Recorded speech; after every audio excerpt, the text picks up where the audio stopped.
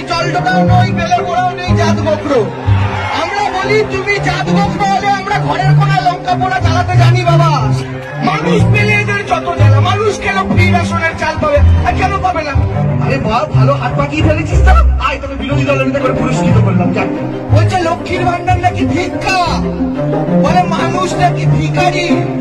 আপনার বাড়িতে এখন হ্যারিকেনটা কোথায় রাখা আছে আপনার ভাবতে সময় লাগবে, সাথে ডবল হয়ে যাবে। 21-এ একটা খেলা হয়েছে, 24-এ আরেকটা খেলা হবে। কি করবে ডিসেম্বরে? একবার বললে সরকার করবে, একবার বলছে রাজ্যের সবচেয়ে বড় চোর ধরা পড়বে, তো আমার শুভেন্দুই জেলে যাবে নিচে বাবা, সাপ খপ সব পালিয়ে যাবে বাড়ি থেকে। এবং আমরা বাংলার মানুষ মনে করি একটু বর্ষাকাল কেটে গেছে, সাপ খোপ বিছে মাকড়সার ভয় একটু কম। 2021-এই সাপ খোপ এসেছিল, কিন্তু যেই দেখেছে ধান্দা পানি নেই কেটে পড়েছে, আবার বোম্বেতে চলে গেছে। জিজ্ঞাসা করুন এদেরকে, বীরভূমের মানুষ সিপিএম এর অত্যাচারে যখন দিনের পর দিন তটস্থ, কোথায় ছিলেন বাবু? বোম্বেতে পড়েছিলেন, সিনেমা করছিলেন, তখন মনে পড়েনি একবার ঘুরে যাই? তখন মনে পড়েনি একটি মানুষের কথা বলি না, তাদের মনে পড়েনি। আজকে এদের কেন জ্বলুনি হচ্ছে জানেন?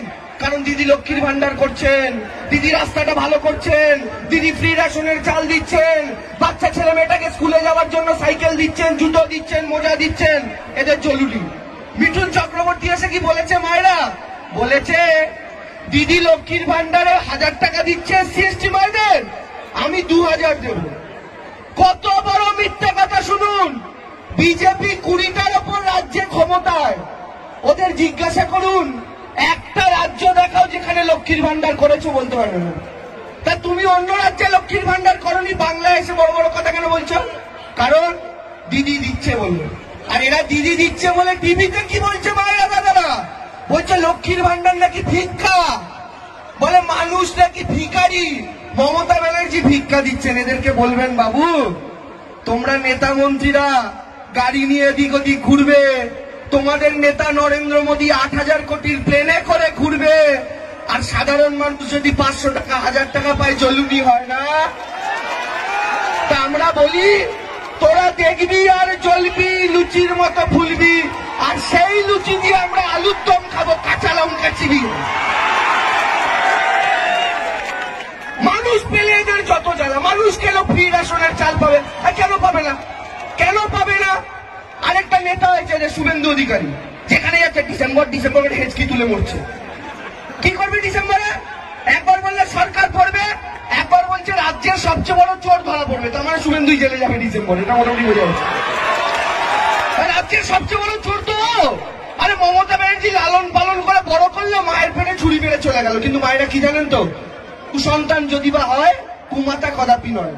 মা কি কখনো খারাপ হতে পারে? মা তো সন্তানকে বিশ্বাস করে, কিন্তু সেই সন্তান পিঠে ছুরি মারে। আজকে আমাদের একটা নেতার বিরুদ্ধে অভিযোগ উঠেছে, আপনারা দেখেছেন, তার কাছ থেকে টাকা পয়সা পাওয়া গেছে। আমাদের দল কি করলো? এত বড় নেতা 6 দিনের মধ্যে সরিয়ে দিল। তার মানে কি? আমাদের দলে কারোর বিরুদ্ধে কেউ অন্যায় করলে তাকে 6 দিনে সরানো হয়। বিজেপিতে কি হয় মায়েরা? শুভেন্দু অধিকারীকে নারদায় দেখা গেল ঠোঙায় মুড়িয়ে টাকা নিতে, বিজেপি কি বললো? আরে বাহ, ভালো হাত পাকিয়ে ফেলেছিস তো, আয় তোকে বিরোধী দলের নেতা করে পুরস্কৃত করলাম। যা, বলে বিরোধী দলের নেতা করে প্রাইজ দিল। এবার চলে যান আসাম। আসামের মুখ্যমন্ত্রীর নাম কি জানেন মায়েরা? বিজেপির হিমন্ত বিশ্ব শর্মা। এ ছিল কংগ্রেসের নেতা, আর এ কংগ্রেসে থাকাকালীন বিজেপি ওর বাড়ির সামনে গিয়ে ধর্ণা করে বলতো সারদার চোর হেমন্ত, সারদার চোর হেমন্ত। হেমন্ত একদিন কি করলো মায়েরা? সকালে ঘুম থেকে উঠে গঙ্গা জলে ডুব দিল, দিয়ে বললো মোদিজি হ্যাঁ তো মুমকিন হ্যাঁ, বলে বিজেপিতে চলে গেল। যে বিজেপিতে চলে গেল ওকে প্রথমে বিজেপির স্বাস্থ্যমন্ত্রী করলো, আর এখন বিজেপির মুখ্যমন্ত্রী। তার মানে কি? সারদার চোর এখন বিজেপির মুখ্যমন্ত্রী। তার মানে বিজেপি কি দেখলো? শুভেন্দুর চেয়ে আর একটু বড় হাত পাঠিয়েছে। শুভেন্দু ঠোঙায় 5 লাখ নিয়েছে, এ 5000 কোটি মেরেছে, তাকে ডাইরেক্ট মুখ্যমন্ত্রী করে দেয় পুরস্কার। তার মানে ঠোঙায় মুড়িয়ে টাকা নিলে 5 লাখ নিলে বিরোধী দলের নেতা, এটা বিজেপির প্যাকেজ। মোদীজি বললো একটা কাজ কর, মাসে 30 দিনের রিচার্জ না করে 28 দিনের করে দে। বললো কি হবে? বলে দেখ, 1 মাসে যদি 2 দিন কমে, 30 থেকে 28 মানে 2 দিন কমলো, তাহলে 12 মাসে কদিন কমলো? 12 দুগুণে 24। এই যে এক্সট্রা 24 দিন হলো, তার জন্য আপনাকে কি করতে হবে? আরো 1 মাসে রিচার্জ করতে হবে। তাহলে আগে আপনি 1 বছরে 12টা রিচার্জ করতেন, এখন আপনি 1 বছরে 13টা রিচার্জ করেন। এটা হচ্ছে মোদীজির রাজ্যে দিন। এইরকম ভাবে আপনার ব্যাংকে, আপনার গ্যাসে, আপনার মোবাইলে সর্বত্র চুরি করে বসছে এরা। আর এই জন্য মমতা ব্যানার্জি এদের সবচেয়ে বড় শত্রু, কারণ মমতা ব্যানার্জি আটকে দিয়েছে। আর এরা ভয় পাচ্ছে যে এই মেয়েটা দিল্লিতে চলে এলে তো মুশকিল, এই মেয়েটাকে আটকাও। এই মেয়েটা দিল্লিতে চলে এলে তো লক্ষ্মীর ভান্ডার ডবল হয়ে যাবে, স্বাস্থ্যসাথী ডবল হয়ে যাবে, খাদ্যসাথী ডবল হয়ে যাবে। এদের দিদিকে আটকাও। কিন্তু মায়েরা, দাদারা এন্ড ভাইরা, শপথ গ্রহণ করতে হবে। 21-এ একটা খেলা হয়েছে, 24-এ আরেকটা খেলা হবে। আর সেই খেলা আরো বড় খেলা হবে। আর সেই খেলা যখন খেলবেন দেখবেন আবার গোখরো বিছে সব পালিয়ে গেছে, আবার পালিয়ে গেছে। তাহলে আবার খেলা হবে তো? গলার জোর কোথায় হবে তো? না, হবে না, হবে না, না হবে না। কি করে হবে? দাঁড়ান, কি করে হবে? যেই খেলা হতে যাবে অমনি আপনাদের এসে হিন্দু মুসলমান বুঝিয়ে দেবে, আপনারা খেলবেন।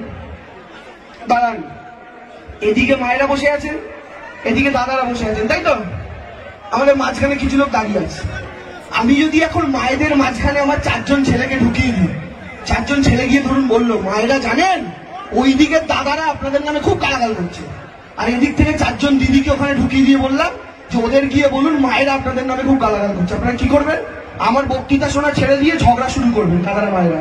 যেই আপনারা ঝগড়া করবেন আমি স্টেজ থেকে টেবিল, মাইক, পাখা সব খুলে খাওয়া হয়ে যাবো। সামনের দিকে তাকিয়ে দেখবেন দেবাংশু কোথায়, স্টেজ তো খালি।